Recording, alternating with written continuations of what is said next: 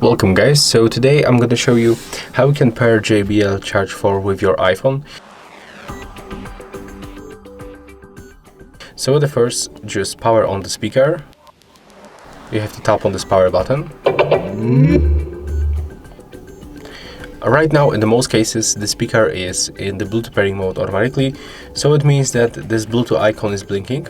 But in my case, it's not working, so let's put the speaker in the pairing mode manually. Click on the Bluetooth button once. Right now, the speaker is visible to other devices, so we can simply go for the settings.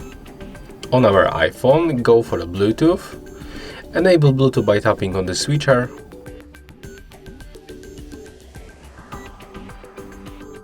And as you can see right now, JBL Charge 4 appears on the available devices list, so we can simply select this speaker. And as you can see, we are successfully connected.